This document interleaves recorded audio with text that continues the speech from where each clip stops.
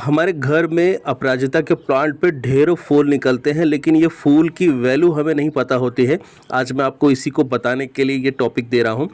फूल हमारे प्लांट पे डेली आते हैं और जनरली हम इन्हें भगवान पे चढ़ा देते हैं या प्लांट पे ही बहुत सारे लोग छोड़ देते हैं, बोले इतने सारे फूल हैं तो इनका क्या करें। फ्रेंड्स, मेरा आपको स्ट्रिक्टली यहाँ पे सजेशन रहेगा कि आपको फूल सारे डेली बेसिस में जितने भी प्लांट पे आते हैं इन्हें तोड़ना चाहिए। इसके दो फायदे हैं। पहला, फलियाँ नहीं बनेंगी तो आपके प्लांट पे ढेरों फूल आएंगे, और जब ढेरों फूल आएंगे तो आप इन्हें तोड़ के इस तरीके से सुखा करके भी रख सकते हैं। ये भगवान पे चढ़ाने के बाद के फूल हैं। इन फूल को आप चाय पत्ती के साथ में चाय में डाल के पी सकते हैं। आपको हेल्थ में बहुत अच्छे बेनिफिट हैं। आप इसको ग्रीन टी में डाल सकते हैं।